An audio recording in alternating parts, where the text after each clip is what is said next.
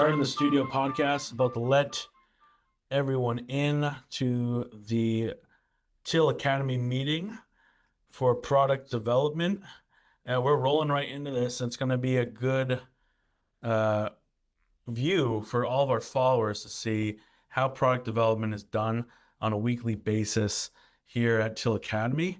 We're having joined right now our great friends from Pune, India.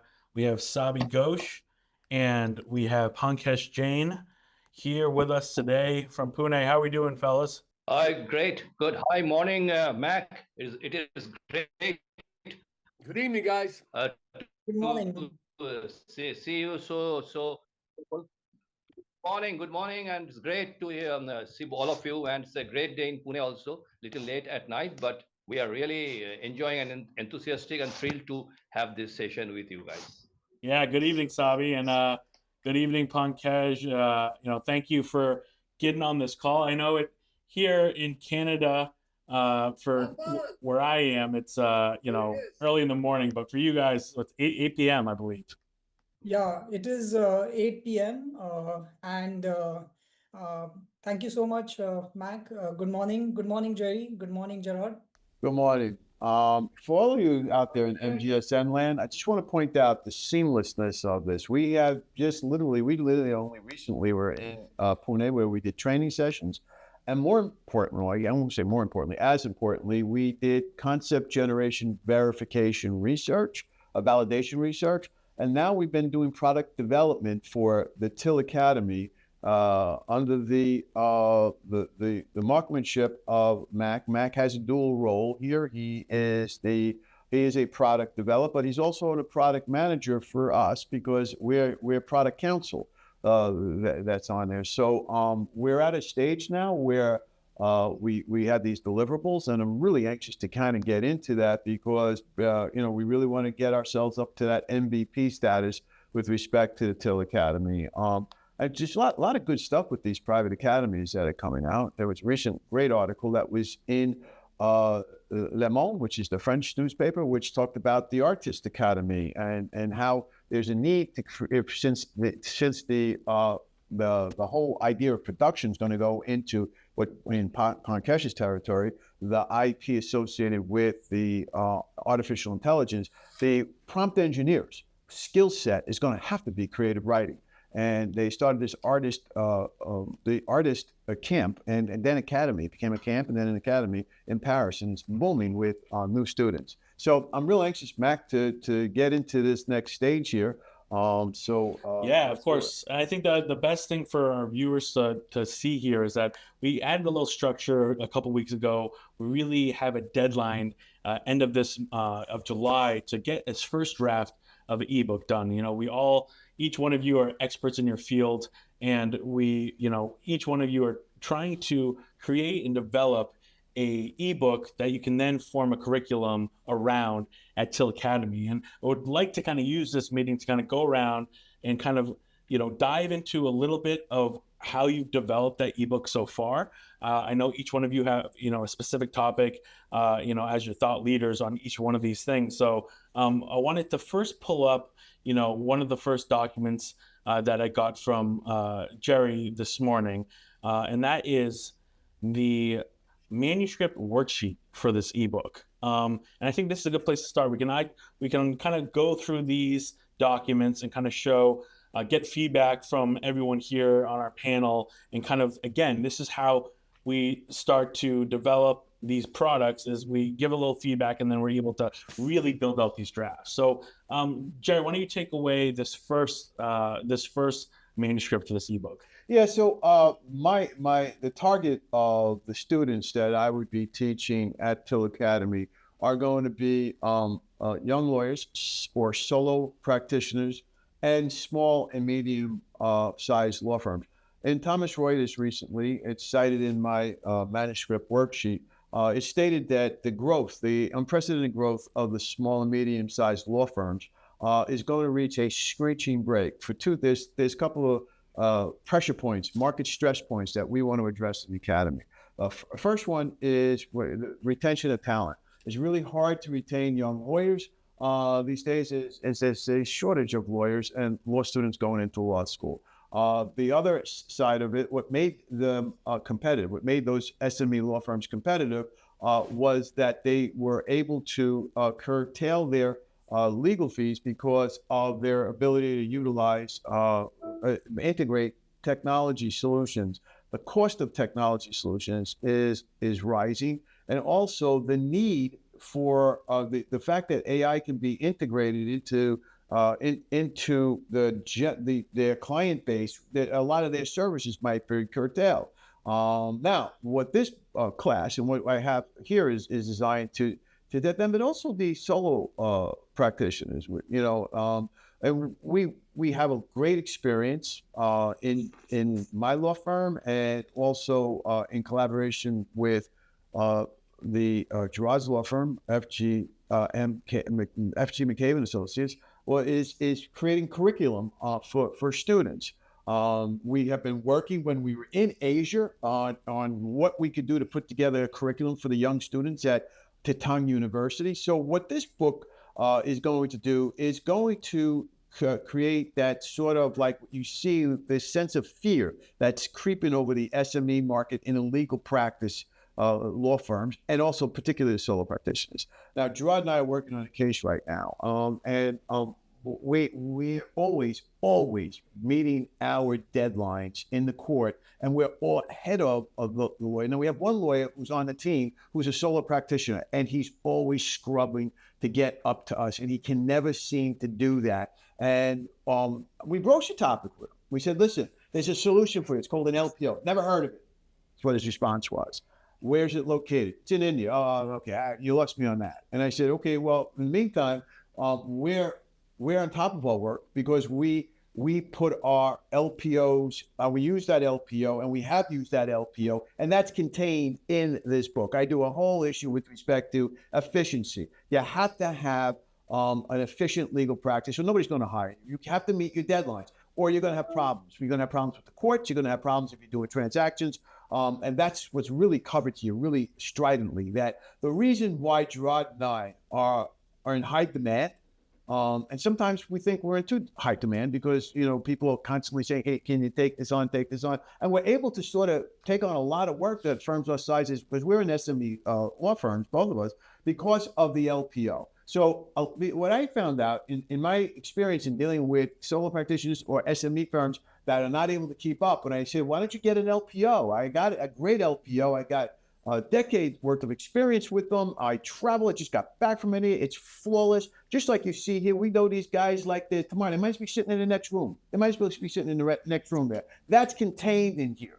We talk about the talent retention. We talk about, that's a hedge strategy. When we were over in India, Gerard and I met this new class of young lawyers. We're going to keep them for a bit, 2 to 3 years. He said, we're going to have that talent. So if your talent is falling away, we have the talent for you. We have the ability to teach and to train and to integrate into your operation. That's going to be a big high point of the book that's on there. Technology, security. I got to tell you something. I have, again, this is all evidence that we procured over the decades. We were involved in litigation. There were leakage. There was gag orders that were put out. It was a bicoastal litigation, New York and Los Angeles, and it was a high-profile case, and everybody was leaking this out to the media because of the salacious nature of the charges that were in there. There was one place that was secure, and the documents were secure, and that was in Pune, India, with the LPO. We're going to go into that, and we're going to explain to you about the technology and the security and the communications and the cultural fit. Well, listen, as you guys can probably tell from my accent, I am not born in India, but I have absolutely no problems in the communications and the culture. What I like about the culture in the Indian law firms is it's just like those cultures I like in New York City. Hard working, hard driving, and do whatever it takes. It's 8 o'clock at night there, and the guys are here working away.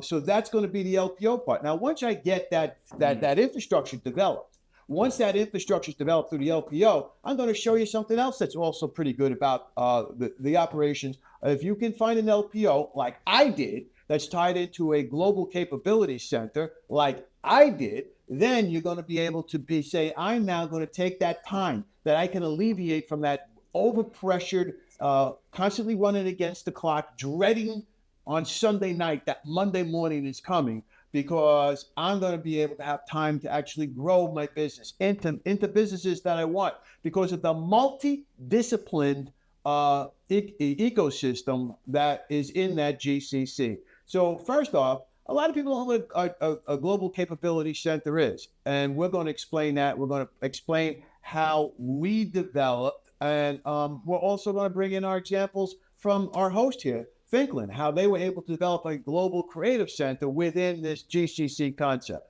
So I'm very excited about this book. I'm very excited about my potential students at Till Academy. And I'm very excited about the derivative products that this book will be able to make as a result of it. So that's basically in a nutshell, guys. If there's any critique that you believe that I should add to this, that's the whole purpose of this validation research that we're doing, which is very different in some respects. When you're talking about verification, we're past verification. We're now in validation. We're trying to get some real drill downs into, is there any sort of weakness in this that you think we should address? Am I perhaps too comfortable with these guys and working with everybody on this list that maybe we're not thinking it's anyway? Everybody's not going to be as comfortable as you are going to India. Those are some of the critiques that I would like.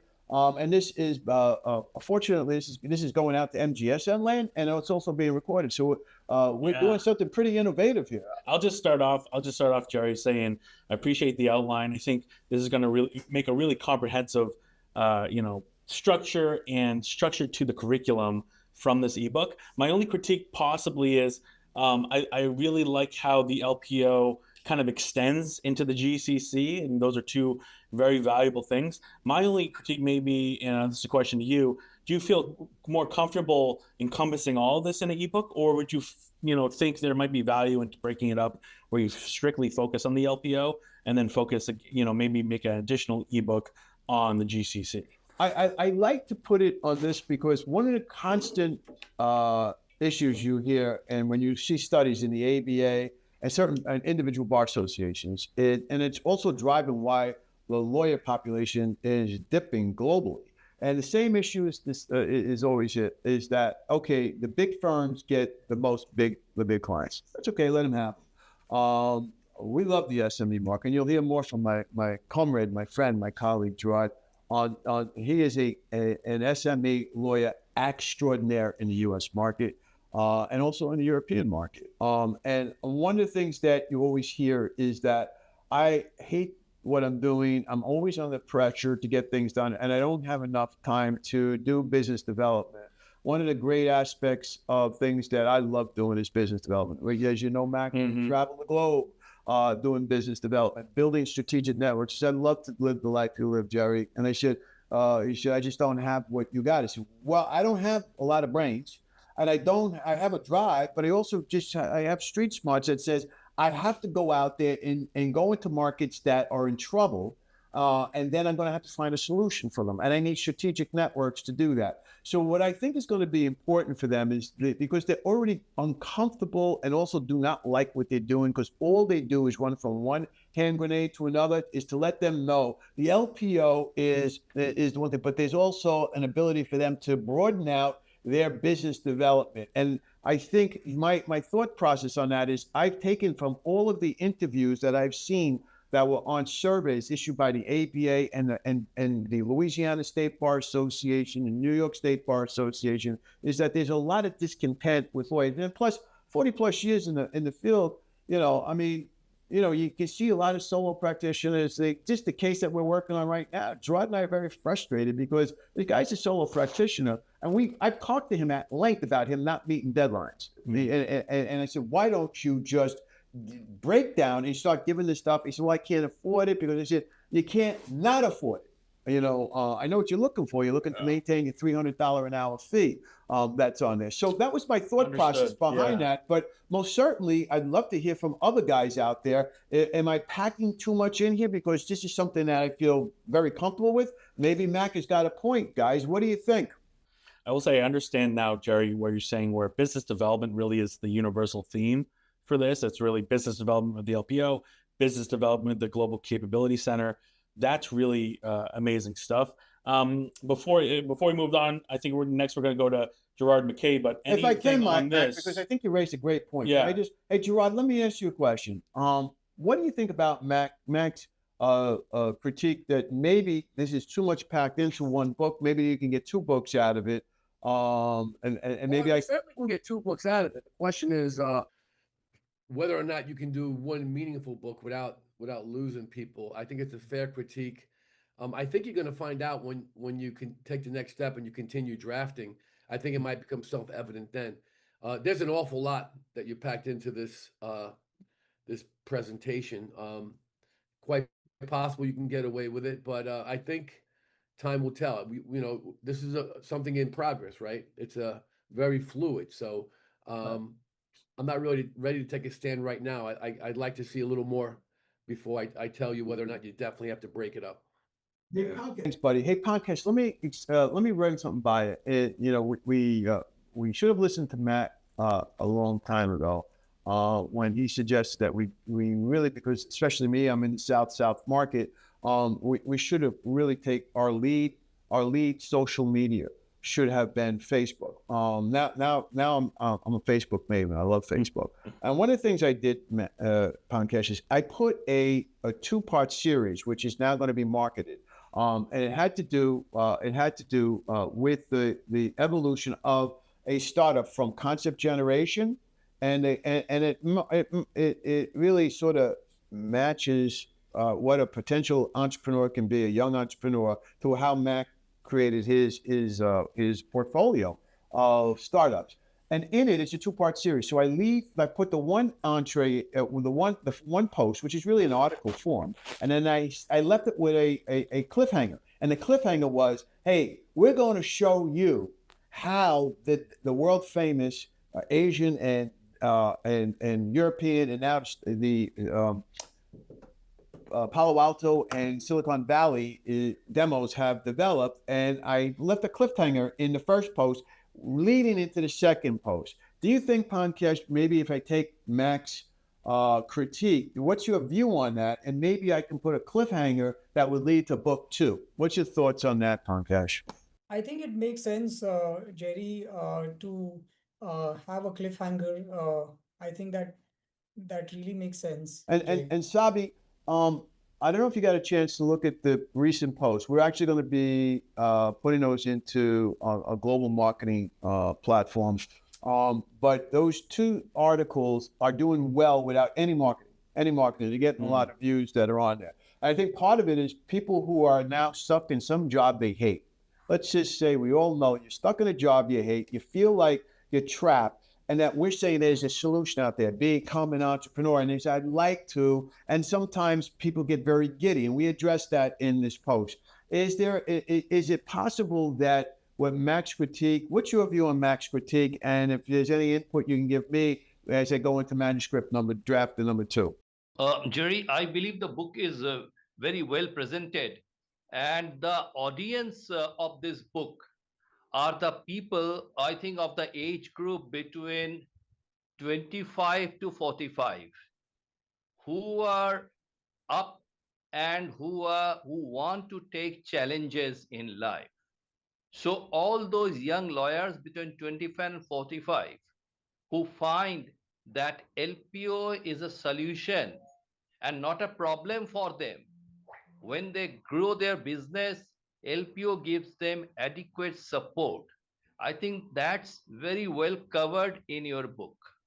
Secondly, and that would also attract more audience, because the employability of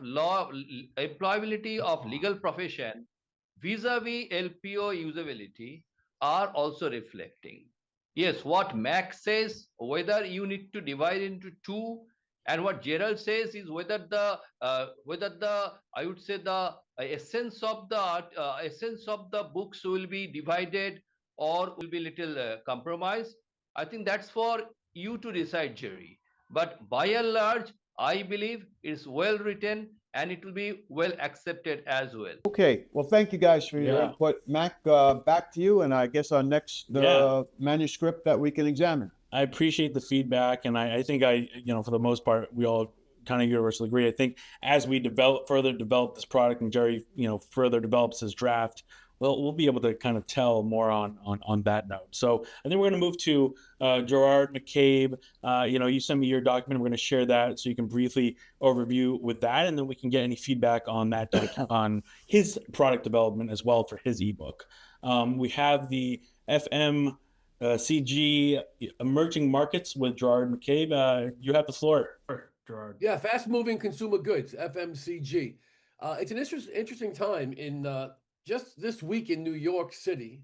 There was an election for mayor, and a 33-year-old Muslim won the Democratic primary, which was a huge event.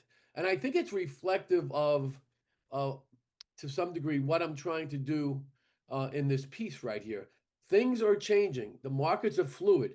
The young, like Sabi said, 25 to 45-year-olds are starting to really find their step, and they're starting to really leave an impression on society and take control of the steering wheel. And I think that's a good thing.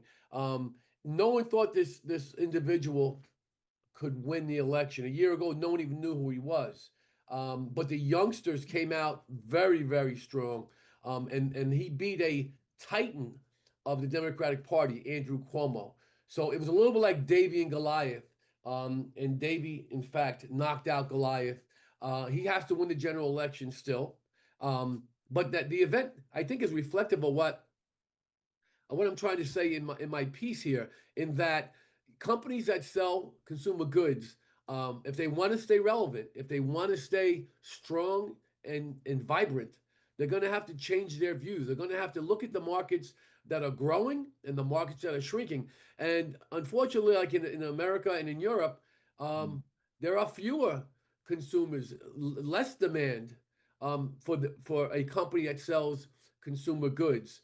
So what should you be doing, right? It seems pretty simple. You should be looking for growing markets where you can move your product in a vibrant market. And in fact, they've been well identified. We as a group have for some time now identified Africa and India and Southeast Asia as markets that are just ready to blow off the top. The middle class is really growing exponentially. What better market to try to move your consumer goods, especially if they're stagnant in the current market in America and Europe? I'm not saying abandon America and Europe. I'm saying if you're getting less of a market share, if you're selling less of your goods, it makes sense as a business person to try to find a market where you can increase your sales. That's what it's all about. Create a good product, find a market for it. I'm going to help clients find those markets, convince them that they need to go get outside of their bubble and look at these growing markets in Africa, Asia, and India. So that, to me, it's a wonderful challenge. I think I'm going to face a little bit of what Jerry has spoke about as it relates to the LPOs, where some people are just very comfortable in their little bubble. They don't want to. They think of Africa, Southeast Asia, and India. They think of it as some place that they cannot navigate, that they don't feel comfortable doing business in. And part of my job is going to be to change that perception, to let them know that they're in fact wrong. All they have to do is embrace the opportunities, look at the research, look at the numbers. And then I believe this is going to fall into their laps. They're going to realize that they should have done this some time ago. They should have made a move to try to increase their market share in other parts of the world. So that's it. I'm going to try to convince clients that have consumer goods that they should embrace these new marketplaces, and I believe they'll win as a result, and their companies will only become more vibrant and stronger. And that's pretty much what my ebook's going to be about. Certainly a challenge, but I think it's I think the market is right for this type of book. And based on the election in New York City this past week, where these young voters kind of took control of their destiny and voted in this 33-year-old Muslim who nobody knew a year ago. He's a very articulate guy. He has big plans to try to make New York City more affordable. I think he's going to be a good ambassador for me as I try to convince companies to embrace markets where maybe everybody's doesn't look like them. But that should be irrelevant. It should be whether or not they're willing to purchase your product. So there you have it. Any questions, any comments? I greatly appreciate it. Inspiring stuff. I like how you kind of frame your structure of your ebook, Gerard, where it's kind of global to local here, where you have a overall topic, overall expertise, but you're kind of going within the different countries and the different local economies and pulling it out big picture and the impact at the global level. So I really appreciate that. But yeah, happy to get other feedback here among the group. So you know what? First off, Gerard, that's a great topic. I love that particular product lines because those product lines, they have low margins by definition, right? A package of cookies, a package of soda, they have low margins, so they make money by moving their products to as many people as possible, so It's all that about the they're volume. yeah, Mm. and when what I think what strikes me here is how first of all, where you'll be a tremendous teacher on the book when for Until Academy would be very lucky to have you teaching your client base your potential client base because they're going to need somebody who like you who has crossed over the barrier of ignorance. And for business people or for lawyers, that's a tremendous barrier that impedes growth. Much like the example I gave you earlier of the lawyer who was struggling to keep up with the obligations of this litigation to the point where, as a trial team, we thought a couple of times of booting them. Said, "Look, I understand you're a one-arm paper hanger with an itch, but we have a solution for you that we just didn't read about it on a phone." On a train, Gerard and I have been into these markets, and our relationship with Sabi and Pankaj didn't happen over like a Zoom and a boom and a cup of coffee. We were over there. We're still over there. We go over there, and they come over here. Well, as you know, Mac, we were just very blessed to have Sabi over in the fall in Gloucester, where we started again talking about this Till Academy has been in concept generation research for about 2 years. And when Sabi came over and gave his insight into this discussion about what we're going to get into Sabi's expertise being a global data engineer and a global data lawyer, Mac pulled out the concept generation and all the validation research that was going into Till Academy. And from that October meeting, look at where we are today. Now, the question I had when Gerard brought this up is one of the things I think that if you're going, which you might want to emphasize on here, Gerard, is your own personal experience. Because you see your strategic counsel, meet Gerard McCabe from New York to Nairobi, your legal navigating global growth. I think one of the things that, as you know, as an attorney, clients want to see somebody who they can trust and who can navigate difficult measures with them. And we also have the experience of bringing various businesses, young lawyers over to India. Gerard and I have done many a trade show in bringing over varied investors and what have you, lawyers, business people to India. And I think if I was to say anything about what you would do, Gerard, and I know this is I would ballyhoo your own expertise because like when you go and you're looking for should I take this course or not that course, you say, oh, this teacher looks like they know what they're doing. And I think if I was to put a critique on here, I would say I would put a section in there about how you walk the walk and talk the talk. So it means nothing for us, for Sabi and Pankaj to come over here. It's I really try hard not to judge people based because a lot of lawyers, as we know, they're leery of going into an LPO with an Indian company, and I don't understand that. But I have to take a step back and I look at my own life. I grew up in a neighborhood where I was a minority. most of the people in my neighborhood were dark-skinned people, and they were my best friends, and I grew up colorblind basically. I saw no difference between anybody just because their pigmentation was different. And that's how I grew up, and it made going to India or anywhere outside of this country much easier for me. I hold no prejudice based on what you look like. A lot of people grew up in a lily white neighborhood, and they never really were exposed to any minorities until they got to school. And even then, they went back home, and there was none in their neighborhood. So I think those type of people, my age, struggle to kind of get outside of their bubble and do business with people that are going to help them, despite the wonderful work that SKJ Juris does. There are some people that are just ignorant, and they, like you said earlier, Jerry, people just say you lost me when you said the LPO was in India. So it's that prejudice that we have to deal with. Now the good news is, I believe the younger generation, as Sabi pointed out, the 25 to 45-year-olds, they look at life differently. They look at life more like the way I grew up. They don't care what you look like. They don't care what you sound like. They're all about just trying to be successful, and they're much more tolerant of people's differences. So I think I'll rely on my past history, not only my experience with SKJ, the wonderful experience I've had, but going way back to when I was a kid. I have to remember, not everybody had that exposure.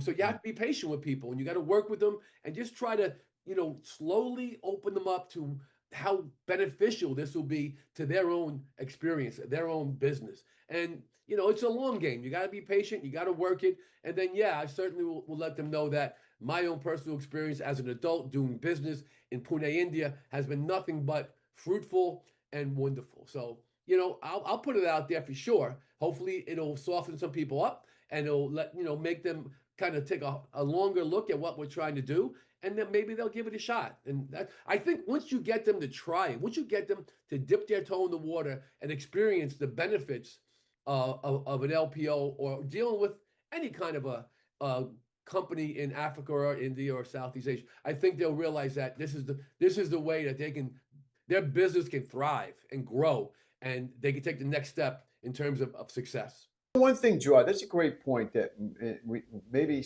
Sabi and Pankesh, we can sort of add a little value. We have traveled together to various countries in Europe and in North America, and with the idea of illuminate, we hosted trade shows in Chicago, Los Angeles. We went to trade shows in the UK. I was wondering, Pankesh, do you have any thoughts on with respect to the tremendous experience that Gerard can meld into his book? Because the companies that are most vulnerable are not these young 25 to 45-year-olds who's doing their startups. Of course, they're in a vulnerable state because they don't have the capital, but it's the ones who have, or who, let's just say, we know a particular cookie company. We won't mention names here because this is going to be published, but their model was very popular when Gerard and I were in high school. And they would be in every high school cafeteria. It was a package of 3 cookies that was on. They were very flavors that one. They were cheap. And if you're coming from a marginal background, which Gerard and I came from, you jumped on these things. And they were in subways. You could get them. They were in vending machines in hospitals. It's on there. And we approached the topic saying that your market is shrinking because I haven't had cookies on a regular basis. I don't eat cookies on a regular basis. I do love them. I have them occasionally. Same thing with donuts. I love donuts and coffee, but I curtail that because of the state that I'm in, and then or the stage of age that I'm in. And that's the problem with Europe and North America. There's more snow on the rooftops, and the ability to sell those fast moving consumer goods is going to be limited, but it's not limited in India. And maybe you can take this time to help me and Gerard, because it's what Gerard's point. I just thought about you. That could help me and my point. Could you kind of give us a view of what the Indian market is like for the young markets over there, so that people who are, and this might help us put some content in there. What are these markets like? What is it like to be in Pune? And how do you see the consumer market over there, Pankaj? Thank you so much, Jerry, and Gerard, first of all, for such a wonderful, introduction about your ebook. when it comes to Pune, and I would say India by and large, uh, I would say, the youngest population today in this world probably is in this side of the continent, and especially in India. I would just give you a simple example. Today, if we talk about the number of startups in India, as we all know, startups are generally, mostly, I would say, are formed or started by young, entrepreneurs, because they would like to try different things, when it comes to products or services, any kind of sector we talk about. So there are in all around 157,000 startups in India today. So this is a very big number, which is at number one in the world. So this itself shows the young population that we have in India. Now, another point which I would like to put it across is the benefits, the subsidies, the grants that the government is coming up in India is tremendous. There are different startup missions started by the government, by the Indian government, the central government.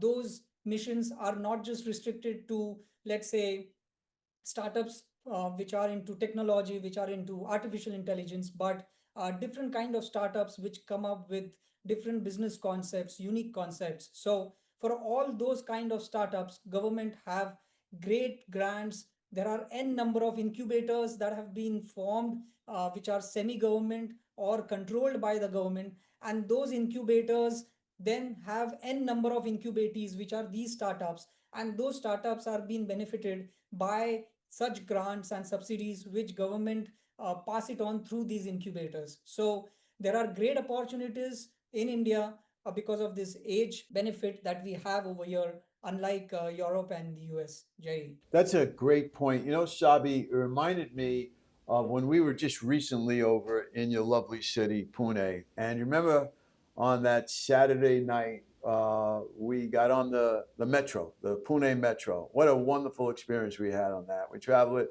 And what I saw in that metro was so different from what I would see on the New York City subway, or frankly in the Paris subway, which we were at, Mac, just last year.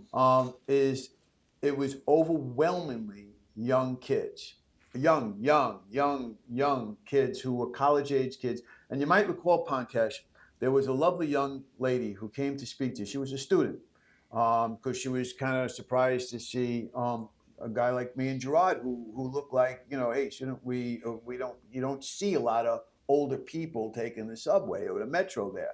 This just shows you the vibrancy of the consumer market. But one thing I mentioned, and I'm thinking about what Gerard is writing. What are the opportunities in the fast consumer moving goods, the fast moving consumer products? And Sabi, one thing I want to sort of emphasize and ask you is that when I look at the capability of selling a package of cookies in India, and I looked at all those young people on the train there, because they'll be the cookie eating crowd that's on there. And then I noticed when you go into the Paris metro or you're in the New York City metro, I just mentioned your subway. I mentioned when I was in high school, I would eat from the little candy stores that would be, or the little outlets. Do you have a sense, Sabi, if Gerard was writing this book, as he could talk about the potential that Pankesh had mentioned about those statistics, if there would be in these emerging beautiful metro stations the ability for vendors to provide food the way other metros and subways do. Do you have a thought on that, Sabi? While Sabi, I think he will be here anytime. But Jerry, I think you've broached another nice topic about metros in Pune, which is definitely a very big boom that is coming up. In fact, day before yesterday, the local government, that is the Pune Corporation, has announced that they will start another two metros in another two directions from Pune. So Pune is expanding like a star. So it has seven directions from where different metros go, and it is not a ring, but it is like a star because Pune has seven different directions. So earlier there were just five directions where the metros were going. Now there are additional two directions where the metro has started, and the technology that is being used in these metros are at par at what Japanese technology is being there in Japan, in Tokyo. Of course, these are not bullets because obviously these are in within the city, but the technology is at par. It is the latest technology that is being used, and the government is also trying to explore how they can bring in AI within this technology, so that there are less number of incidents that can happen in such metros. So coming back to the topic about FMCG market and the age group that we have over here, because we have young population, we have such n number of unique propositions that are coming up day in day out. There is a great supply for meeting the demands that are there for in the market. So FMCG market is definitely booming in India. I have a Unlike question for you, Pankesh. The African Continental Free Trade Area, they've done a lot to try to reduce barriers for foreign investment, like eliminating tariffs and reducing the barriers to trade. What's happening in India along those lines? What are they doing to encourage foreign investment?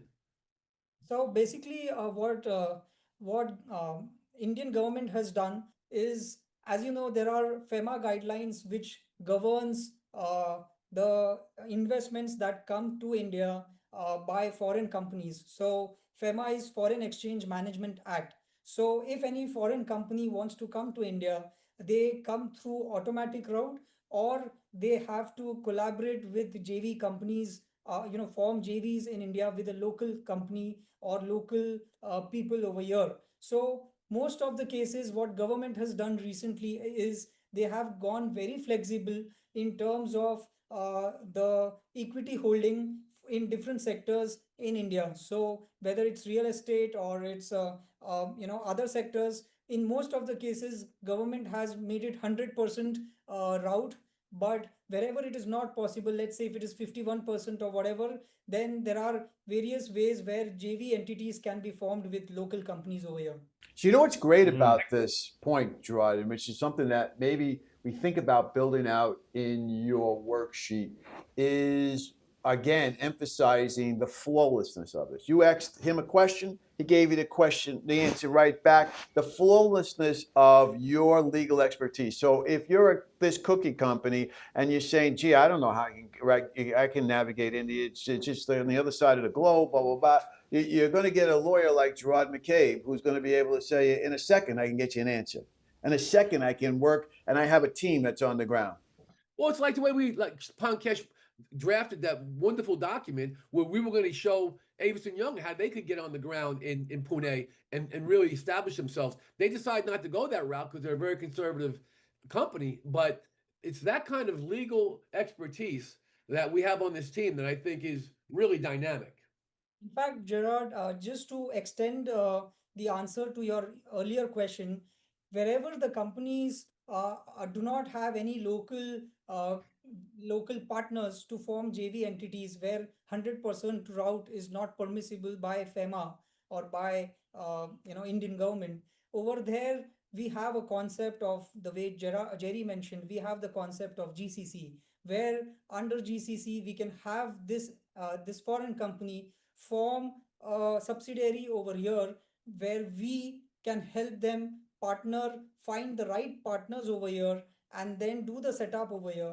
And then gradually, once they have their foot on the ground, they can have their independent, wholly owned subsidiary somewhere down the road. So, we can really help them have their initial setup through GCC. That's a great point to maybe think about in your book, Troy, because if you're this cookie company that's looking at contracting sales and they're just thinking, let's just get out to more schools, and they say, well, there's less students in the schools that's on there, and including what New York City had had a magnificent student growth last year because of the migrant and the immigrant community. Now that they're being chased out of New York City and the United States, we now actually have a lower student body than we had before. So the idea of me being this traditional cookie company selling to the public school system in New York City, it's just not going to be a forced return. But if I was to retain, if I'm an SME company and I retain a top flight SME lawyer like Gerard McCabe, and he's going to teach you in this book, and he's going to teach you in the seminars and in the webinars that will appeal in Till Academy until you feel as comfortable as Gerard did when he asked you that question, and as comfortable as you were, Sabi Pankaj, when you answered his question. That's on there. So that's a real good. This was a great. This is fantastic stuff, guys. Really fantastic stuff. And the nice thing is about this is you get obviously the business development and legal perspective, both with what Jerry had with SMEs, and then also now with Gerard McCabe with the larger enterprise and larger global organizations, and tying it back again to the LPO and the GCC, which is really good stuff. And to move the product development thing along, I think I want to bring in Sabia. I think we have you back, my friend. I would love for us to be able to get some feedback for your product development for your ebook, which is incredible start. I think you've set up a really good structure for yourself. But again, this is Sabi Ghosh's ebook development, and we're going to talk about data engineering and everything that comes down with all the data engineering. So Sabi, why don't you briefly run us through your ebook structure so far, and then we can give some feedback. Yeah, thank you so very much, all of you, Mac, Jerry, Gerald, and Pankaj. So my ebook covers the data engineering in 3 major jurisdictions: Singapore, US, and European Union. While I won't go each and every jurisdiction separately, as a matter of going over the concept of data engineering, I believe that data engineering legal compliance is by and large similar in all the 3 jurisdictions. All the 3 jurisdictions have made stringent laws and check and balances so that the personal data, if sent outside of their jurisdiction, are always protected in a very, very safe manner. If that requires a similar or the same pattern of protection is to be found in the data processor's country under the law, that's fine. If not, then the contractual arrangement.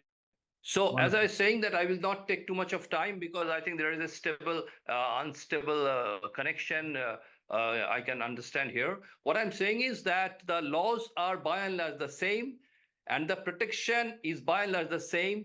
The importance that all the jurisdictions give to the personal data protection is by and large the same. The only difference is that if you take data from Singapore, US, and European Union, I think all the laws and regulations are by and large the same, and they won't have much of a problem. But if those data come to a third world country like India, where the law is still evolving, then what they do they not only look at the statute, but also they have very strong contractual agreement, contractual binding, giving them all the necessary checks and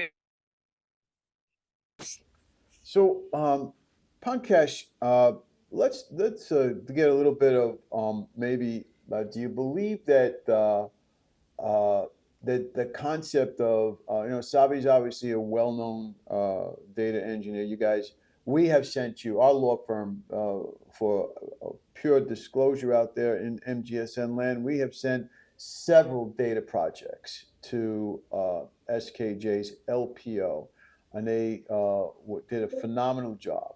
We never had any breach. We had every category that we wanted. We'd send massive data dumps because that's what we got. Gerard and I were working on a case. We got nothing but a data dump, and we sent that all that data over to to you guys. And could you sort of explain what you and Sabi do with respect to how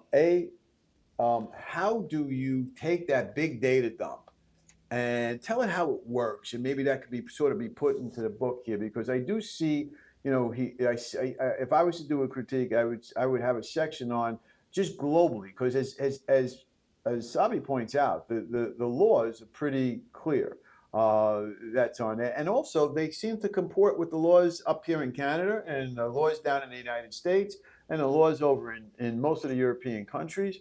How would you, as a critique, what do you think about the idea of just sort of getting in and putting you guys? I see this is very academic format that Sabi has chosen. But what about putting your foot out first? Much like I was saying to Gerard, you should probably put your foot out there. So it's just because students are going to always look for the qualification of the professor, and in this case, the professor is Sabi Ghosh. And what do you think about the idea of incorporating in Sabi's worksheet, manuscript worksheet, just putting the foot out there, what you guys have done in the data world? I think, so far as data privacy is concerned, so far as data in SKJ is concerned, we have a completely different setup over here in Pune. We have our own server rooms where it is completely restricted.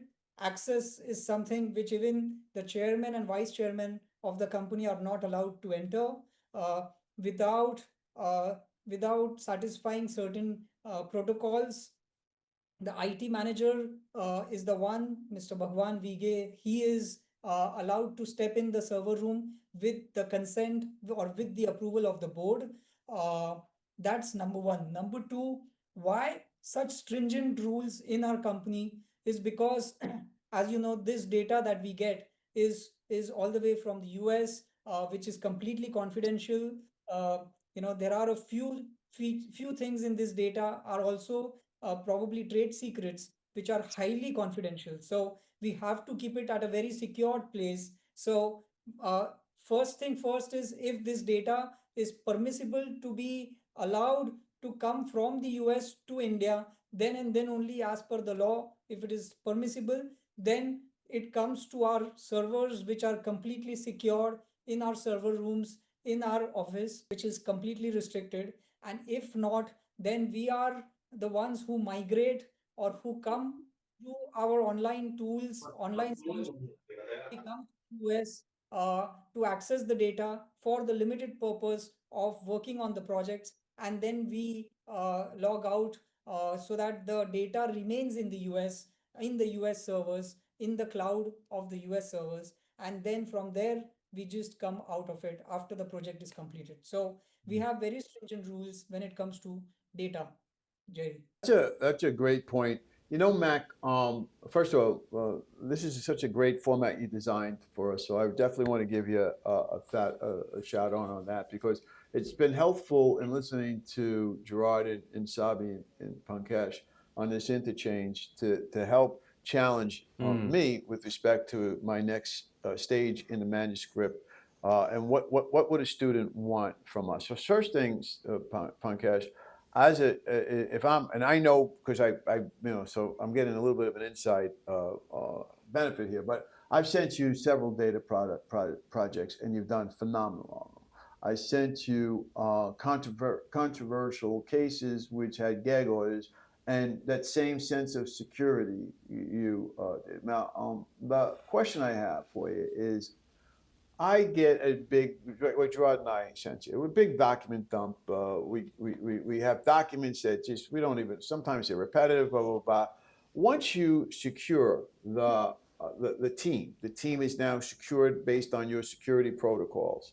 What is it that you and Sabi do in order to create the data? Because one of the things Gerard's, I'm sorry, Sabi's talking about is data can be an asset to an SME company. Can you tell us how data can become an asset, and how do you guys go about refining that data so it is in fact an asset? I believe data is the king nowadays, And if we want to build that data engineering vertical, it has to be a new vertical. Right? It will be a little different from LPO, legal process outsourcing vertical, that we are accustomed with.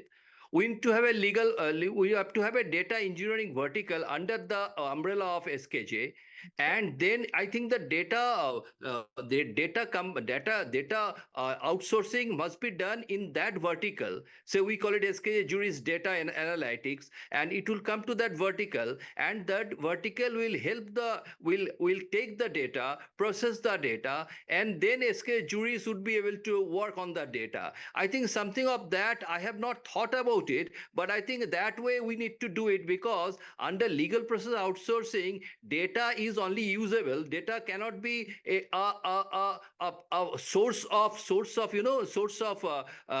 it's just a element. It's an ingredient for work. It is not a principle itself. So we need to have a new vertical for data analytics or data engineering under the umbrella of SKJ, or under the umbrella TIL, or under the MGSN, so that we can differentiate and keep it separate from legal process outsourcing. That was I was saying, because data may not be legal. It may be financial, it may be HR, it may be any other related data that we need to process. So it's not that a rocket science that we cannot do, but it needs to be done, Jerry, by through a new vertical. That's my primary thoughts, Jerry. Yeah, so then the real question comes down to is what I understand from our experiences, because we've sent to both transaction and litigation, is the data becomes valuable on a transactional side, because if I have data, I'm able, and now that data's been scrubbed by you guys. It has been analyzed by you guys. Now that becomes market intelligence for me, the SME, in order to change and say, okay, I noticed that every time we put a special on the 4th of July, we get XYZ people. And why would I see these dead periods of time where I don't get XYZ people. So instead of doing that, maybe what I'll do is either build out a product or market or product or service line that will cover that dead point. And the reason I'm in that position, or maybe what I'll do is I'll curtail my operation during this a very quiet period of time, and then sort of move on. And by the way, we had this discussion when you were in Gloucester. So Gloucester is, and Mac, you can tell us about this probably, which will go to the point that we're making with Sabi's. If I am, there's a beautiful hotel. You probably went by it, Sabi. It's right on the ocean, and I don't want to give any names because we are publicizing this. But what stuns me is that it's only open during the summer months. That's it. So somebody did a data analysis and said, if we stay open past the summer months, then we're going to lose money. Conversely speaking, if we make this a summer experience in a summer village, then we're going to have a booked out event. Now, Mac, you know that hotel I'm talking about. Can you sort of say, so that Sabi now thinks about maybe bringing in the purpose of the value of the data analysis and how that becomes an asset for a company? Yeah. I just want to, and I just want to, again, before we dive a little bit deeper, I just want to point out to the audience how really important this structure is for product development, because, we each are able to provide a very unique perspective on the feedback within the product development. Gerard and Jerry are expertise with the legal and business development background. Of course, Pankaj and Sabi have really good expertise in executing a lot of the outsourcing, whether that's the LPO or the Global Capability Center. And then usually a lot of my feedback comes from a marketing perspective or a digital developer's perspective, which is, again, you'll see as I, critiqued Jerry's, out of the gate, was more about structure and trying to learn how to package these products when we go to market. So I think that's a really good thing for the audience to understand. And one thing that stuck out to me when Sabi was, presented us with that incredible format of what he's looking to develop his ebook in. My critique is almost kind of the opposite of what I had initially with Jerry, which was, okay, maybe we could break this up into multiple ebooks. I think, Sabi, you actually had that broken up into 3 separate ebooks. My feedback initially was maybe, hey, maybe we can find some universal themes where if you create that initial ebook, there's a way of either maybe combining those into one ebook, or again, I think I wanted to get your feedback again on that, Sabi. But it might be similar to what we all kind of came with before, which is further down this draft and further down this ebook development. That might be shown, in further drafts. But Sabi, I want to get your perspective on that, because from my unique perspective, that was the thing that stuck out to me. Yes, thank you very much. I believe that let Jerry and Gerald and yourself go through all the three drafts, and then let's have a unanimous decision whether I break it into three ebooks or I can make it one ebook. Because I believe that one ebook with different indices would be good, or we can make three ebooks. But the topic of the comparative study of the data engineering will be lost if we have three ebooks, because a person has to look at all the three books. Whereas if I have one book, then they can compare how the law is changing and evolving in different jurisdictions. This is my personal view, but I would love you and Jerry and Gerald to go through it and suggest whether we have a one ebook or three ebooks. Mac. My initial just thoughts on it, Sabi, was I understand that perspective. My initial thought was, because you're such an expertise in this space, maybe it'd be better if you're able to, recognize those patterns among the three, see what maybe is some universal themes, where then we tell the audience ourselves and build a curriculum around that about, okay, yes, this is happening in the US, this is happening in the EU, this is happening in Asia. What are the things that are the most important that stick out? And we can kind of talk about those universal themes. But again, we're going to dive deeper, of course, into this material for each of you. But yeah, that was kind of my initial breach on this. I think also one thing we want to emphasize is what people hate spending money for compliance. They really do. They hate spending money for legal fees. They just don't like to do that. But if you can show them the work that a digital lawyer like a data lawyer like Sabi, and who also happens to be a top flight data engineer and worked on projects, can show that example. I just want to go back to that hotel so that we can give a little bit of perspective, because it's a gigantic property. It's right there on oceanfront property, and the summer months, really, when you get down to it, I know summer like comes in at May Memorial Day weekend, but in May. That's not real. Right now, summer just literally only started in the East Coast of the United States a few days ago. All right. Now the question is, that means from the end of June, July, August. Now September, that hotel shut down, or is it in October? Yeah, usual, just the summer months. So mostly around Memorial Day to Labor Day. Okay, Yeah. so there you go. Now if I stay open during the winter, I'll probably go out of business. Is that a fair statement? I would think so. All right, so Yeah. so some sort of what data does, and correct me if I'm wrong, is Mm. Sabi, is that I'll send you a whole load of data from my operation, and I'm going to say, here's everything. Here's what I pay the government in taxes. Here's what I do this.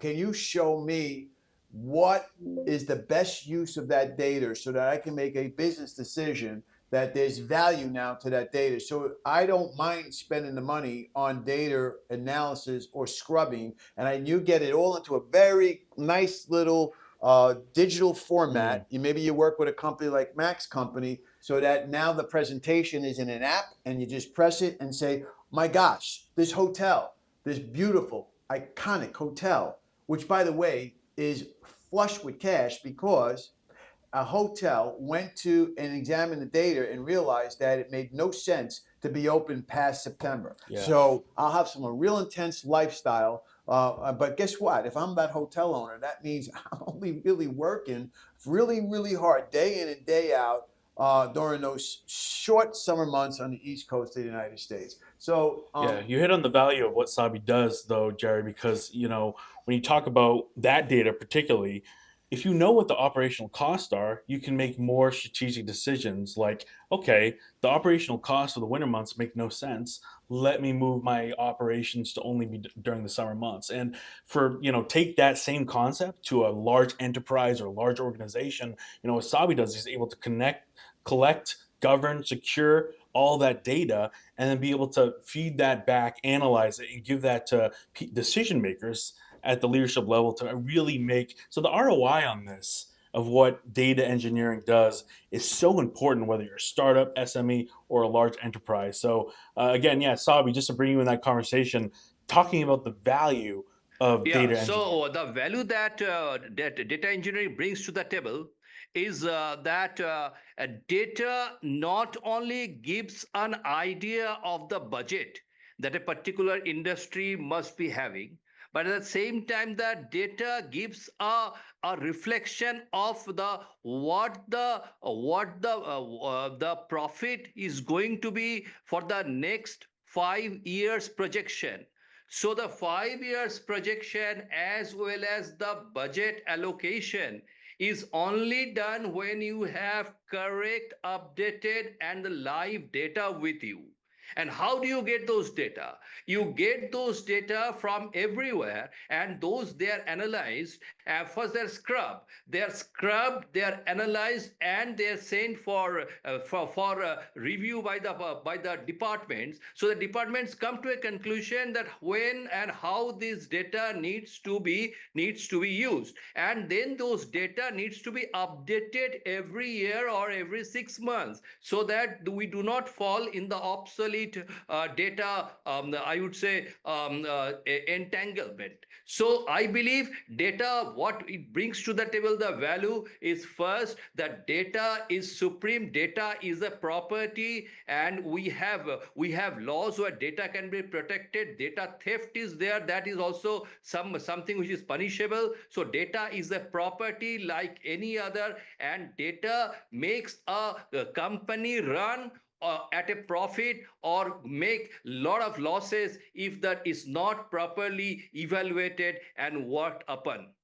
Mac. Thank you, Zabi. This is great stuff, and I think the nice thing about this discussion about data, this is a great transition over to what Pankaj Jain does. And because when you're talking about data, Sabi, you said it, data is king. But you know what? The kings are doing with that data right now. They're using AI technology to take that data and to really spit out incredible outputs. And the thing that, as we move to our last ebook that we want to discuss and give feedback to, Pankaj Jain is the global IP lawyer. He's an expert in global IP, and in his book, he's going to really dive into the ins and outs, what that means, depending on your geolocation, depending on the content, whether that's images or whether that's video. So I just want to get Pankaj, if you could just explain a little bit about what your ebook and your developments that you're doing, and then we can give a little bit of feedback. But what you're talking about is something that really inspired Thinklin when we were over in Pune. You did this incredible Thinklin demo discussion on this exact thing, global IP, and the impact that AI is going to have. But again, the legal perspective and what it means on ownership for the individual or the user, or for the company. So if you could just take it away and give us a little bit on what you're doing with global IP. Thank you, Mac. My topic for the ebook that I'm working on is basically IP law on AI generated content or AI generated material. So initially, I thought a lot uh, about it, whether I should talk or write specifically about copyright on AI generated content or material, uh, and if yes, then what kind of AI generated content or material. But after doing a deep dive, and with my experience and my expertise in IP, I really thought that it would make more sense to talk or write not just about copyright, but a lot of other kinds of intellectual property which are related to or which would impact on the content or the material which is generated by artificial intelligence. So, as we all know, intellectual property in general have four key statutory kinds. Copyright, patents, trademarks, and designs. And the fifth one, which has been picked up in last couple of decades, is trade secret or confidential information or data privacy. So while these five are the different kinds of IP, when it comes to the content which is generated by AI, largely there are three kinds that are affected. One is copyright, second is trademark, and third is data privacy. Now, I start with copyright in general. When it comes to AI generated content, we all know that AI generated content is always very complex. But generally, AI generated content without sufficient input, human input, is not eligible for copyright protection. Copyright law requires human authorship. And while AI can be a tool for creation, the AI itself is not considered an author. However, if a human significantly modifies or creatively arranges AI generated material, that human created aspect may be eligible for copyright. So, that is one aspect which I would be talking about in my ebook is copyright on AI generated content. The next aspect, which is really important, which very few authors or very few IP lawyers have really talked about, is the trademark, which is another key IP associated with AI generated content. So directly the trademarks or the brands are not really affected, but there is one concept which we generally talk about is goodwill. Goodwill is always linked with trademark. So if there is any company which has created its goodwill by way of some creation of IP, that is protected under trademark. So there is a lot of content which is generated by AI where the goodwill is impacted or goodwill is affected. In such case, what are the trademark infringement actions that can be brought out or passing of action that can be brought out? That is another area which needs to be talked about, which I would be, talking about in my ebook as another chapter. The third chapter is data privacy associated with AI generated content, AI generated material. So AI tools use previously stored data or data which is available online. But there is some of data which is also available online many a times by some third parties, which may be private or personal in nature. And this data has been picked up by AI generated tools, which leads to violation of data privacy. So that is another area which is very important and critical, which requires discussion in general when it comes to AI and IP. So I have broken down my ebook in different chapters where it is depending on different kinds of IP, copyright, trademark, data privacy, and also different kind of AI generated material, that is AI generated images, AI generated videos, AI generated podcast, AI generated presentation. So these different kinds of material that I'm talking about, how it would react to different IPs which I just mentioned. So my sub chapters of my larger topic, which is IP law on AI generated content or AI generated material, is divided into different kinds of IP and different nature of AI generated content, which is images, videos, podcasts, and presentations. Having said that, while I have spoken about or while I've written about these different IPs and different AI generated materials, I have also emphasized a lot on how US is looking at the IP for AI generated content, how let's say India is looking on this, how UK talks about or how UK law is on such AI generated content. So I have not divided my chapters based on the jurisdictions or the territories, but based on the kinds of IP and the different kinds of AI generated material.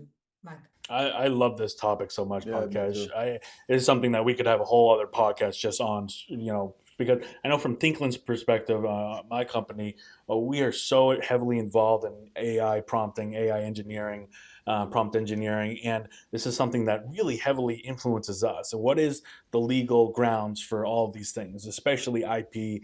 in global IP. So this is something I'm so happy that we have you at Till Academy developing literature on this, because this is going to be so important for developers, digital developers going forward. And just to start off the bat, and I'm happy, I really want to get everyone's feedback on this. My thinking is, I love how you're structuring it. I would even say, like, even within those three things, I think you probably could have even subcategories or sub chapters within that to really dive deep into your expertise at, whether that is a geo perspective, or whether that is a content perspective. But again, thank you for diving into that. That was great stuff. It's going to be a very popular class, Pankaj. People are going to hear Professor Pankaj Jain postulate on these issues. It's obviously, we do, as you know, we do AI prosecution. I mean, we do IP prosecution, and we do litigation that's on there. We're smack in the middle of a battle with the USPTO. Right. I never thought I would say this, but Jerry, can you speak up? Yeah, I'm sorry, Gerard. You're right. That is, I think, a first time in my 40 years of practice that you've ever asked me that. Usually asking me not to speak. That's on there. Yeah, I was just saying to my good friend that Pankash's class is going to be sold out. As you know, I do. We're involved in a conflict. Gerard and I are involved in a conflict, which we're going to be speaking afterwards about an IP litigation that's going to come up with a big firm that just popped up on our desk recently. I'm battling the USPTO on the prosecution of IP, and I'm very tied into the whole AI generation, and then the role of, if I take a piece of a picture here and a piece of a picture there, it's on there, but it's my prompt engineering that is actually, as you might recall, when I attended that magnificent presentation you did at the Thinkland Demo Asia 2025 in Pune. I'm that unknown lawyer from New York that the AI podcast that was produced by Thinkland from that, who was confronting the idea that I'm the one who changed the picture of a ancient trial of Socrates by turning that confrontation between Meletus and Socrates into a confrontation that would happen in a Brooklyn courtroom, where things are a little bit more robust in the way people express themselves.